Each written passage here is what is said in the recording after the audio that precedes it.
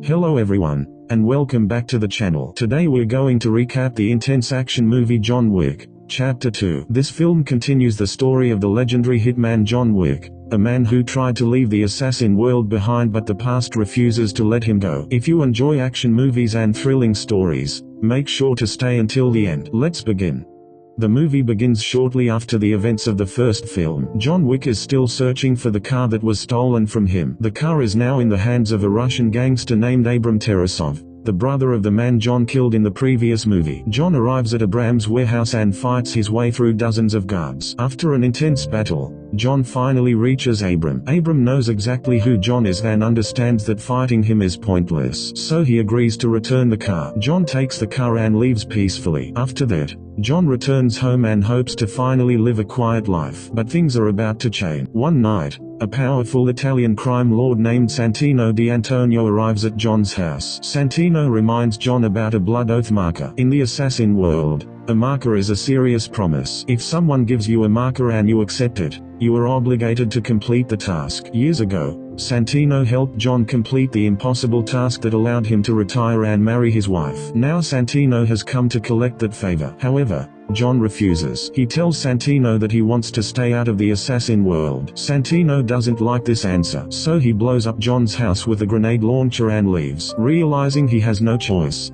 John goes to the Continental Hotel to speak with Winston, the manager. Winston reminds John that a marker cannot be refused. John must honor the oath. Again, Santino reveals his plan. He wants John to kill his sister, Gianna D'Antonio, who is a powerful member of the High Table, the secret council that controls the criminal underworld. If Gianna dies, Santino will take her seat. John reluctantly accepts the mission. Soon, John travels to Rome. When John arrives in Rome, he checks into the Rome branch of the Continental Hotel. The manager welcomes him and prepares everything he needs. John visits the hotel tailor, who provides him with a bulletproof suit. Then he meets the weapons sommelier, who shows him an impressive selection of guns. After choosing his weapons, John prepares for them. Gianna is celebrating her new position with a large party. John infiltrates the building and quietly eliminates many guards. Eventually, he reaches Gianna's private room. Gianna already knows why John is there. Instead of letting John kill her, she decides to take control of her own fate. She cuts her wrists in a bathtub,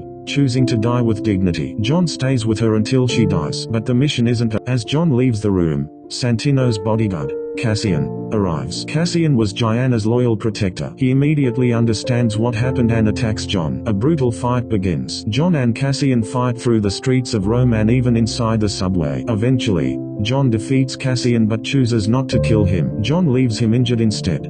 Santino never planned to let John live. After the assassination, Santino places a $14 million bounty on John Wick's head. Now every assassin in the city is hunting him. John must fight his way through wave after wave of killers. The action becomes more intense as John escapes multiple attacks across Rome. John eventually tracks Santino to the New York Continental Hotel. But Santino hides inside the hotel because he knows the rules. Inside the Continental, no business can be conducted. That means no killing. John sits down across from Santino in the lounge. Santino mocks him, believing he is safe. But John has had enough. He pulls out a gun and shoots Santino in the head. Right there in the Continental. John broke the most important rule of the assassin world. Winston meets John and explains the consequences. Because John killed someone inside the Continental, he is now declared excommunicado. That means all services are closed to him. No hotels, no weapons, no protection. And every assassin in the world is now free to hunt him. John only has 1 hour before the contract becomes active. Winston gives him this time as a sign. As the hour ends, Winston makes a phone call that spreads across the city. Suddenly,